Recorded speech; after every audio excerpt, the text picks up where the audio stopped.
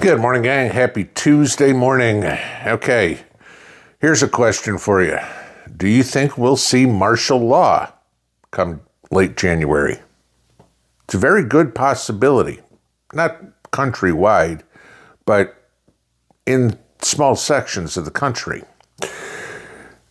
Trump got elected a couple of weeks ago based on two things, not Kamala Harris's incompetence or anything like that, but based on the fact that the American people want him to scrap Bidenomics and fix the southern border, the illegal immigration problem we have. Economically, no, that's not going to do anything for martial law. The military is not going to help whatsoever. The illegal alien problem, yeah, there's been a lot of talk. It's real interesting the he said, she said on this. Trump's going to use the military. No, Trump's not going to use the military. Yada, yada, yada, yada, yada. Tom Homan is all over the place talking about what they're going to do. We don't know. Now, this is where it gets interesting. You have mayors, Eric Adams in New York, Michelle Wu in Boston, Brandon Johnson in Chicago, many more, okay, who are saying they're not going to assist ICE with rounding up and detaining for deportation illegals. And the Trump administration is basically saying, we don't care. We're doing it with or without you. But where does the manpower come from? We certainly can't take Border Patrol agents off the border to put them in the interior of the country to round up these illegals. You're not going to take a bunch of desk jockeys and send them out in the field. They're not trained for it. So who does that leave? At least that Trump would have any sort of authority over. And that would be the military. Now, a lot of people will say, we'll use the National Guard. Yeah, but the National Guard is controlled by the state governors. Okay? So we would have to call the National Guard to active duty. But then we have the issue of the laws in the country that say that the military is not authorized to do a job that a civilian is supposed to do on U.S. soil. That one's where it starts to get a little fishy, okay?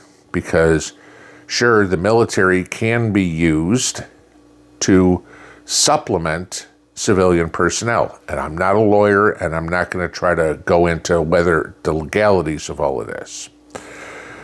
But so the question comes up, and you're seeing the liberal talking heads who are trying to explode everything here, make mountains out of molehills. Well, you're never going to be able to do it. Where do you even start? Well, here's a good idea. There's 1.6 million illegals in the United States right now that have already had their day in court and have already gotten deportation orders. Okay, they've been through the whole process.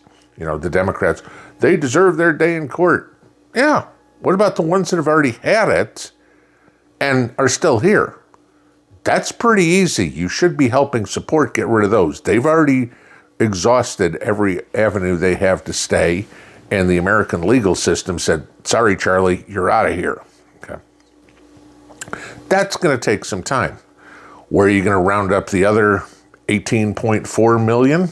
Well, we'll get to that, all right? But let's start with the most obvious ones, the ones who've already had their day in court. Makes sense, right?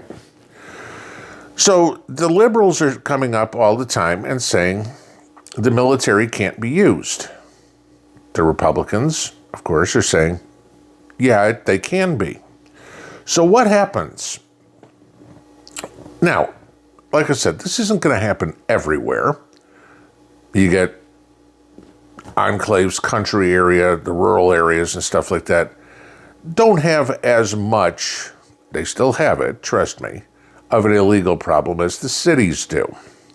And this, of course, is the reason why the liberal governors, liberal mayors are going silly. They want these people in the country because they want them counted in the census. I'll get to that in a second. But they don't want to help get rid of these people.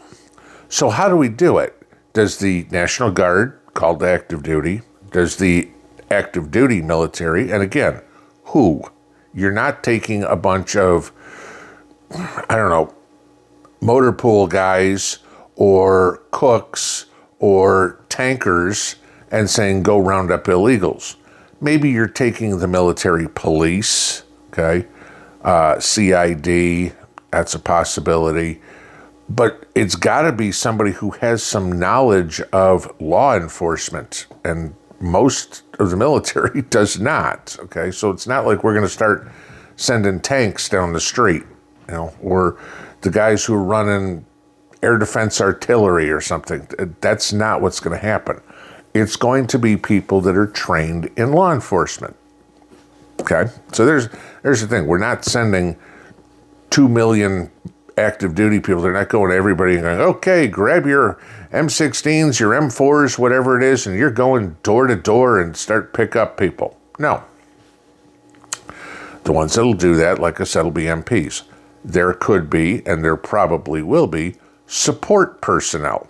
Okay? That would be used to encircle a city. Let's just say, for example, blocking off all the roads so there's no way in, no way out.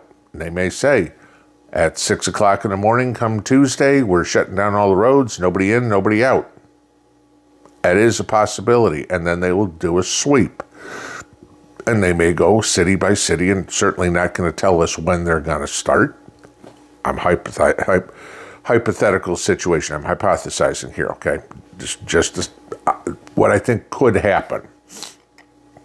But somehow they've got to get these people out. Are they going to do sweeps in companies? Yeah, that is probably the first place they're going to go. And you think about what they're going to look at. Well, we know like food processing lines, manufacturing companies, chicken processing or something like that. Lots of illegals work there. Construction companies, okay? Yes, a lot of them are going to be working in places like that. Those are the places they're going to hit. That's where they're going to start. And you have the leftists, like I said, who are saying this isn't legal. How is it not legal to deport somebody who's here illegally? You have like the Hispanic caucus in Congress saying they're going to fight everything they can. I hate to remind you, but your branch of government, Congress, makes the laws, and your predecessors, who probably were in your seat, made a law that said it was illegal to come into the United States without being properly vetted, and the penalty for that was deportation. So if you want to stop this, Congress would need to change the law. Good luck with that one, especially after how the American public voted 2 weeks ago. But you got to look at the ulterior motives. Why do the Dems want this? Well, if we look at the 2020 census, you had blue states lose seats, lose electoral votes, lose seats in the House of Representatives. California lost a couple, Minnesota lost one, Illinois lost one, Texas gained, Tennessee gained, Florida gained. Oh crap, we don't want that. Red states are getting it. And Trump, his first time around, had tried to make the census only count American citizens. Yeah, it should be that way. Okay. You can pretty much bet he's going to try to do that again.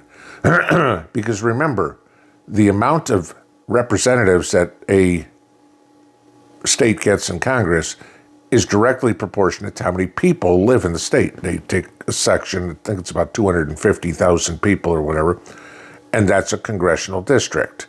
And so that's why you have ones that are real tiny, and then you have ones that are huge, because it's based on population, not on square mileage or anything. Well, if we get all these illegals in, where are they going?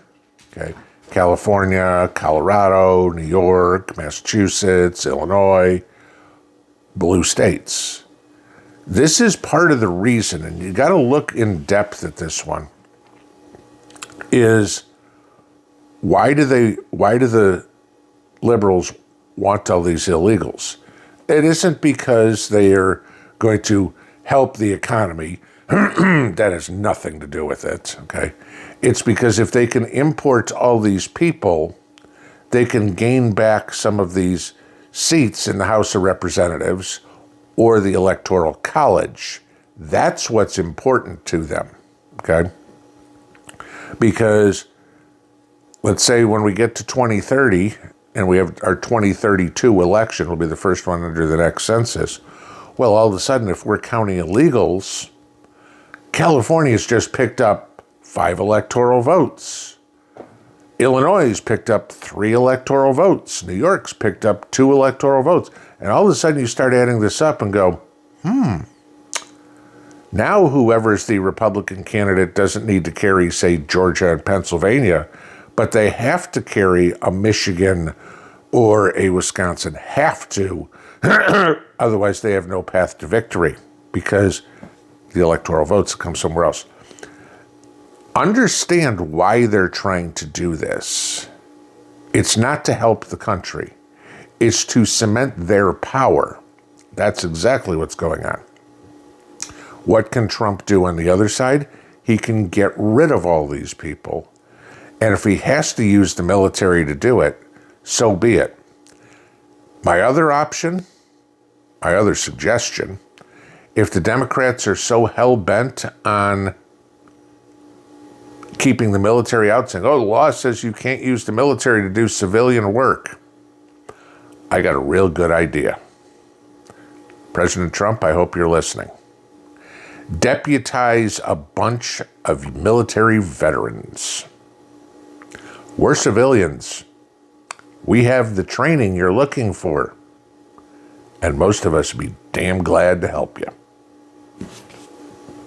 Pinball out.